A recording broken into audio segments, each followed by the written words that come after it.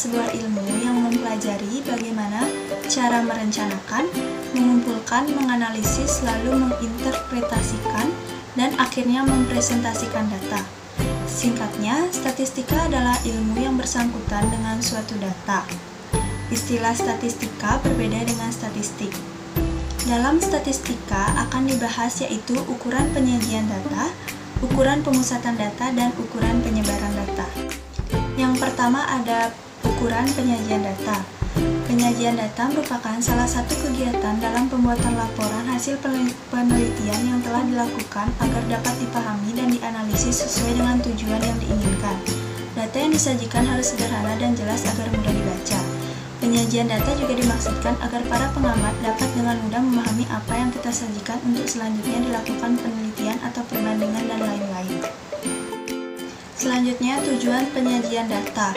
Yang pertama ada memberi gambaran yang sistematis tentang peristiwa-peristiwa yang merupakan hasil penelitian atau observasi. Yang kedua, data lebih cepat ditangkap dan dimengerti. Yang ketiga, memudahkan dalam membuat analisis data. Dan yang terakhir, membuat proses pengambilan keputusan dan kesimpulan lebih tepat, cepat, dan akurat. Selanjutnya yaitu cara penyajian data ada 3 macam, yaitu narasi, yaitu penyajian data hasil penelitian dalam bentuk kalimat. Yang kedua, tabel, yaitu kumpulan angka-angka yang disusun menurut kategori-kategori.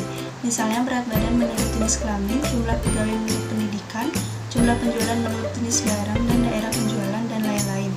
Yang ketiga, grafik atau diagram, yaitu gambar-gambar yang menunjukkan secara visual data. Selanjutnya dalam penyajian data dibagi menjadi 2, yaitu data tunggal dan data kelompok. Yang pertama, penyajian data tunggal.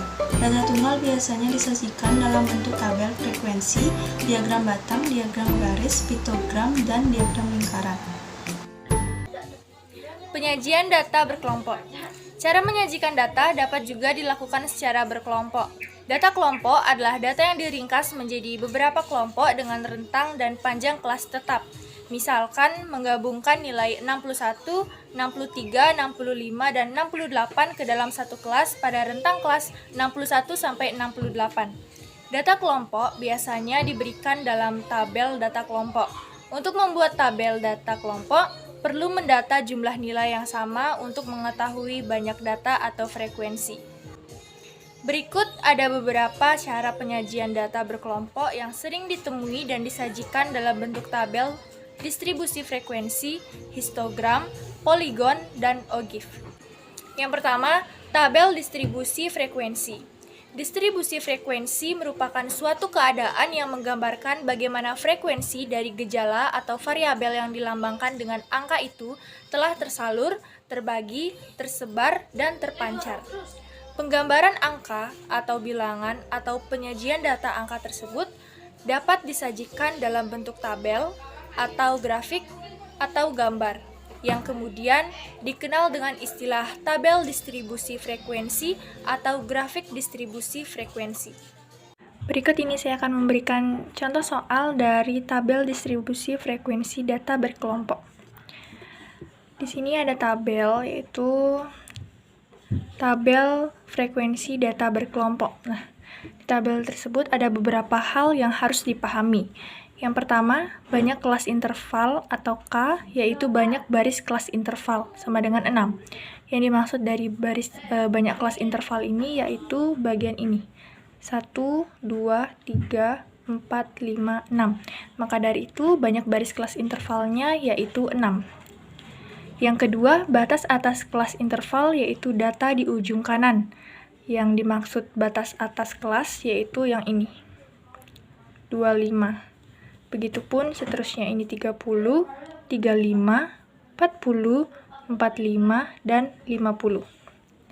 Kemudian yang ketiga, batas bawah kelas interval yaitu data di ujung kiri. Nah, batas bawahnya yaitu yang ini. 21, 26, 31, 36, 41, dan 46. Kemudian terdapat tepi bawah. Terdapat rumus untuk mencari tepi bawah, yaitu batas bawah dikurangi 0,5. Batas bawah tadi yaitu 21, 26, 31, 36, 41, dan 46, yaitu di bagian kiri. lalu batas bawah tersebut dikurangi 0,5. Contohnya yaitu tepi bawah kelas interval yang pertama, yaitu yang 21 dikurangi 0,5. Kemudian untuk mencari tepi atasnya, begitu juga sama seperti rumus yang tadi, yaitu batas atas ditambah 0,5. Kemudian selanjutnya ada panjang kelas interval atau P. Rumus untuk mencari panjang kelas interval yaitu batas atas dikurangi batas bawah ditambah 1. Contohnya panjang kelas interval yang pertama, yaitu batas atas 25 dikurangi batas bawah 21 ditambah 1 sama dengan 5. Kemudian yang terakhir, titik tengah kelas interval atau XI, rumusnya yaitu batas bawah ditambah batas atas per 2. Contohnya titik tengah kelas interval yang pertama, yaitu batas bawahnya 21 ditambah 25 per 2, yaitu 46 per 2, jadi hasilnya 23. Yang kedua, histogram. Histogram merupakan suatu grafik segi empat yang dibentuk di atas absis dengan menggunakan batas bawah nyata dan batas atas nyata yang berhimpit-himpit. Histogram berbeda dengan diagram batang dalam hal lebar, yaitu batang digunakannya batas kelas dan bukan limit kelasnya. Ini dimaksudkan untuk menghilangkan jeda atau ruang antar batang sehingga dapat memberikan kesan padat. Dari data tersebut, jika dibuatkan menjadi histogram akan membentuk seperti ini. Yang ketiga ada poligon. Poligon adalah grafik garis yang menghubungkan nilai tengah dari setiap interval kelas. Agar ujung kiri dan kanan tertutup, maka perlu ditambah satu kelas pada kelas pertama dan satu kelas lagi sesudah kelas terakhir dengan frekuensi masing-masing 0. Dari data tersebut, jika disediakan dalam bentuk poligon, akan dihasilkan seperti ini. Dan yang terakhir yaitu OGIF. OGIF adalah grafik yang digambarkan berdasarkan data yang sudah disusun dalam bentuk tabel distribusi frekuensi kumulatif. Untuk data yang disusun dalam bentuk tabel distribusi frekuensi kumulatif kurang dari, grafiknya berupa OGIF positif. Sedangkan untuk data yang disusun dalam bentuk tabel distribusi frekuensi kumulatif lebih dari, grafiknya berupa OGIF negatif. B. Ukuran pemusatan data. Ukuran pemusatan data adalah sembarang ukuran yang menunjukkan pusat segugus data, yang telah diurutkan dari yang terkecil sampai yang terbesar atau sebaliknya dari yang terbesar sampai yang terkecil. Salah satu kegunaan dari ukuran pemusatan data adalah untuk membandingkan dua populasi atau contoh, karena sangat sulit untuk membandingkan masing-masing anggota dari masing-masing anggota populasi atau masing-masing anggota data contoh. Nilai ukuran pemusatan ini dibuat sedemikian sehingga cukup mewakili seluruh nilai pada data yang bersangkutan. Yang pertama ada rataan atau mean. Rataan adalah jumlah semua nilai pengamatan dibandingkan dengan banyaknya pengamatan. Rataan atau mean dapat dilihat dalam dua data yaitu tunggal maupun data berkelompok. Yang pertama, rataan data tunggal. Rataan data tunggal dapat dirumuskan sebagai berikut.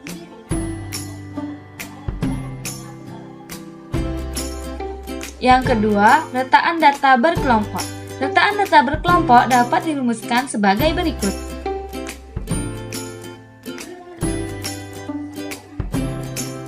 Selanjutnya, nilai tengah atau median.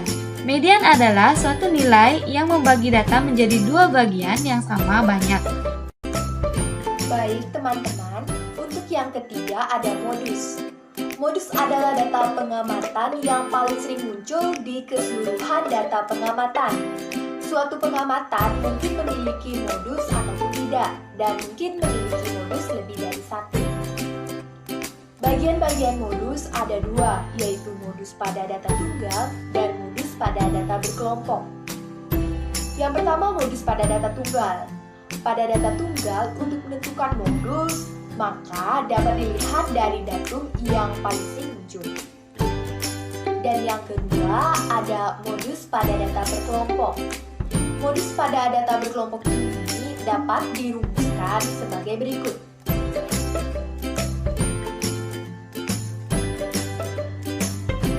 Selain modus, yang keempat ada kuartil. Kuartil adalah pembagian data menjadi 4 bagian yang sama besar bagi datanya. Terdiri dari kuartil bawah, kuartil tengah, dan kuartil atas. Jadi, bagian-bagian kuartil yaitu ada 2 bagian. Yang pertama, kuartil pada data tunggal. Misalkan, suatu data dengan ukuran N yang terdiri atas nilai datum yang telah diurutkan dari yang terkecil hingga datum dari nilai yang terbesar. Yang kedua, ada kuartil pada data berkelompok. Kuartil pada data berkelompok dapat dirumuskan sebagai berikut. Selanjutnya, yang kelima ada desil. Desil adalah pembagian data menjadi 10 bagian yang sama besar banyak datanya. Yang A ada desil pada data tunggal. Desil dapat dilihat dengan membagi data yang sudah diurutkan menjadi 10 bagian yang sama sehingga diperoleh 9 pembagian. Nah, yang terakhir ada persentil. Persentil adalah salah satu metode untuk membagi data menjadi 100 bagian sama banyak.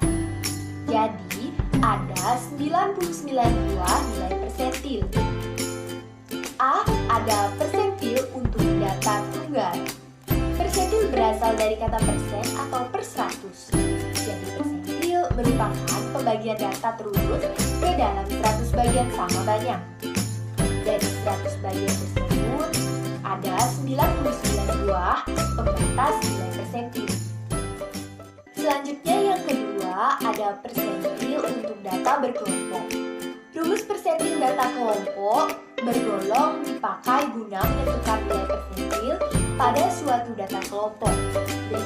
Nah, teman-teman, selanjutnya kami akan menampilkan contoh soal dari MEN, median, dan modus. C. Penyebaran data. Ukuran penyebaran data adalah suatu ukuran yang menyatakan seberapa besar nilai-nilai data berbeda atau bervariasi dengan nilai ukuran pusatnya, atau seberapa besar penyimpangan nilai-nilai data dengan nilai pusatnya. Ukuran penyebaran data merupakan nilai yang menyatakan seberapa jauh data dari pusat data.